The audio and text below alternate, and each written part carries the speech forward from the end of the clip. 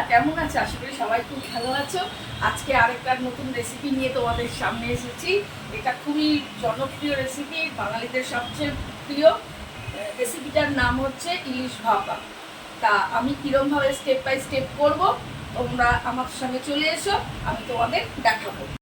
আমি কয়েকটা ইলিশ মাছের টুকরো নিয়ে নিয়েছি। এর মধ্যে আমি 1 চামচ হলুদের গুঁড়ো অ্যাড করছি আর 1/2 চামচ নুন অ্যাড করছি। এখন আমি এগুলোকে খুব ভালো করে মাখবো।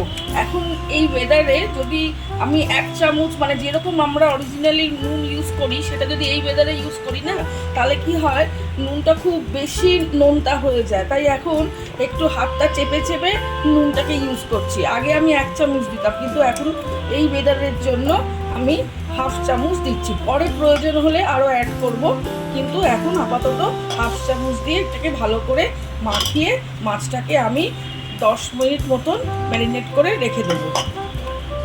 ম্যারিনেট করে রেখেছি, 10 মিনিট মতন ম্যারিনেট করব। ততক্ষণে এসে একটা পেস্ট বানাবো। বানাতে আমি ফার্স্টে সাদা সর্ষের 4 চামচ আর কালো সর্ষের 4 চামচ একটা জলে প্রায় 8 ঘন্টা আগে ভিজিয়ে রেখেছিলাম। কেন ভিজিয়ে রেখেছি? তাতে যখন পেস্ট বানাবো, যখন মিক্সার গ্রাইন্ডারে দেবো, খুব চটপট সেটা পেস্ট হয়ে যাবে, ক্রাশ হবে। আর তাছাড়া এর তেতো ভাবটা একটু কম থাকবে। তাই এখন আমি একে ছেঁকে নিচ্ছি। সাদা সর্ষে আর কালো সর্ষেটা জল দিয়ে ছেঁকে এখানে রাখলাম। এখন আমি একটা মিডিয়াম সাইজের নারকেল কুড়িয়েছি, তার থেকে মানে 1/2 অংশ আমি নিয়ে নিচ্ছি। পুরো নারকেলটা না, 1/2 নারকেলটা আমি নিচ্ছি। আমি 100 গ্রামের মতো কাজু অ্যাড করছি। এর সঙ্গে আমি 5টা কাঁচা লঙ্কা অ্যাড করছি। তাছাড়া 1/2 চামচ একটু নুন এর সঙ্গে অ্যাড করছি। এবার মিক্সার গ্রাইন্ডারে অল্প একটু জল দিয়ে আমি একে একটা পেস্ট বানাবো।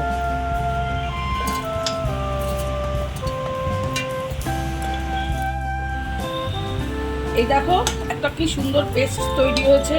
কাজু বাদাম, নারকেল, সাদা সর্ষে, কালো সর্ষে, নুন আর কাঁচা লঙ্কা দিয়ে একটা পেস্ট বানালাম। হ্যাঁ, এর সঙ্গে আমি এরকম বড় চামচের 2 চামচ টক দই অ্যাড করছি। এবার ভালো করে একে মিশাচ্ছি। আর এর সঙ্গে আমি 1/2 চামচ আরও নুন অ্যাড করছি আর অল্প সর্ষের তেল এখানে দিয়ে দিচ্ছি। করে ভালো করে একে মিক্সড করছি। এটাই হচ্ছে গ্রেভি। কাঁচা সর্ষের তেলটা দিলে খুব একটা ঝাঁঝালো স্মেল বেরোয়, মানে টেস্টেও খুব দারুণ লাগে। তাই একটু পরিমাণ মতন কাঁচা সর্ষের তেল এখানে অ্যাড করে ভালো করে এই গ্রেভিকে মাখানো হচ্ছে। তারপর মাখিয়ে দিচ্ছি। নিয়েছি, এর মধ্যে আমি অল্প একটু সর্ষের তেল এর বেসে দিচ্ছি।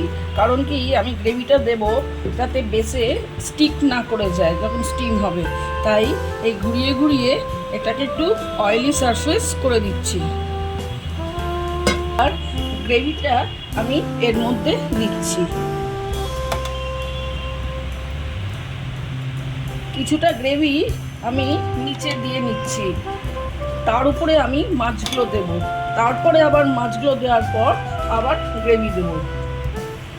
এবার মাছগুলোকে আমি একটা একটা করে এখানে বসাচ্ছি। পাশাপাশি বসালে খুবই ভালো হয়, তাহলে বড় একটা পাত্র লাগে। কিন্তু সবসময় তো বাড়িতে বড় পাত্র থাকে না, তাই পাশাপাশি অনেক সময় হয় না। কিন্তু বেশিরভাগ ক্ষেত্রেই পাশাপাশি বসালে স্টিমটা একদম ইউনিফর্মলি প্রত্যেকটা মাছের গায়ে লাগবে। আমি এর উপরে কিছুটা এই পেস্টটা দিয়ে দিচ্ছি, মানে মাছগুলোকে ঢেকে দিচ্ছি।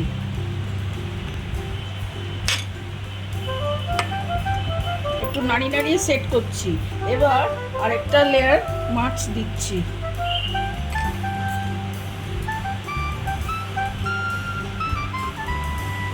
এবার ফাইনাল লেয়ারটা আমি এর মধ্যে দিচ্ছি। মাছগুলোকে সব ঢেকে দিতে দেবো।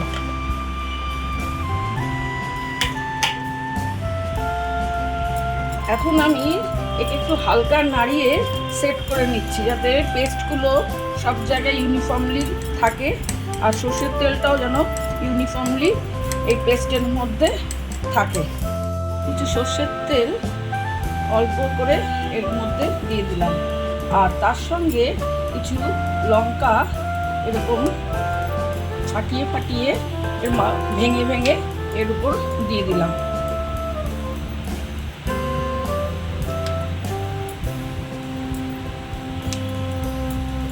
কড়াইয়ের মধ্যে আমি একটু জল নিয়েছি আর স্ট্যান্ড বসিয়েছি, আর আগের থেকে আমি জলটাকে একটু ফুটিয়ে রেখেছি।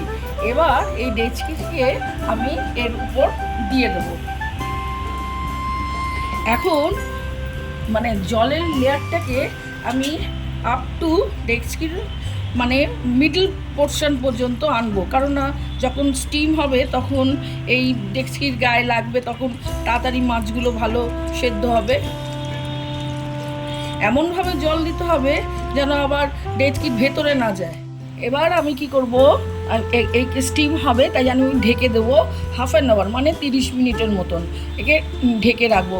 আমি তোমাদের আগে একবার বলেছিলাম যে আমি টিফিন বক্স ইউজ করি না, এই ডেচকি ইউজ করি। কারণ কি, ভেপার যখন হয়ে যায় বা স্টিম যখন হয়ে যায় তখন জিনিস যখন কমপ্লিট হয় ওই টিফিন বক্স খুলতে খুব অসুবিধা হয়, তাই আমি ডেচকিতেই সবসময় তৈরি করি।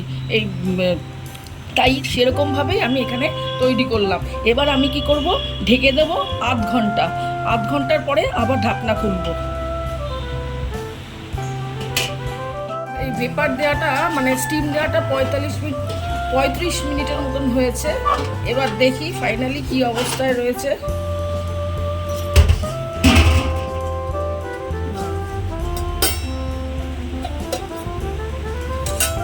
এই দেখো আমি একটু হালকা হালকা গ্রেভি রেখেছি, কারণ কি ভাত দিয়ে খাওয়ার জন্য। এই গ্রেভিটাও খুব দারুণ লাগে খেতে। মাছটা তো ভালো, ইলিশ মাছ, তার সঙ্গে এই গ্রেভিটাও দুর্দান্ত লাগে।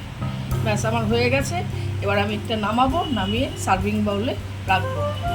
আমার ইলিশ মাছ ভাপা রেডি। এবার সার্ভিং বাউলে আমি একটা একটা করে মাছগুলোকে রেখে দেবো। গরম ভাতের সঙ্গে এক্সেলেন্ট খাবার। এই যে গ্রেভিটা দেখছো, এই গ্রেভিটাও দুর্দান্ত হয় খেতে। মাছ তো ভালোই, ইলিশ মাছ, কিন্তু তার সঙ্গে গ্রেভিটাও যথেষ্টই ভালো। আর একটু বেশি করে গ্রেভিটা করলে তাহলে খেতে বেশ ভালোই লাগে। ইলিশ ভাপা আমি সার্ভিং বাউলে সমস্ত রেখে দিয়েছি। এবার কাঁচা লঙ্কা দিয়ে একে একটু ডেকোরেট করে দিই। গরম ভাতে বাঙালিদের ইলিশ ভাপা খেতে কত ভালো লাগে, ওটা সব বাঙালিরাই জানে, তাই নয় কি? তোমরাও বাড়িতে, এখন তো ইলিশের সিজন, এখন এরকমভাবে তৈরি করতে পারো। আর যদি তোমাদের কিছু টিপসের দরকার হয় আমার কাছে ইনবক্সে জিজ্ঞেস করবে, আমি তোমাদের বলে দেবো।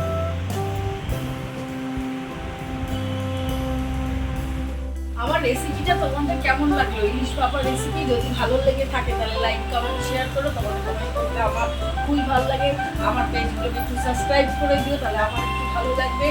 আর নেক্সট দিন আবার নতুন আইটেম তোমাদের সামনে দেখাবো। ততক্ষণের জন্য সবাই সুস্থ থেকো, ভালো থেকো, টাটা, বাই বাই।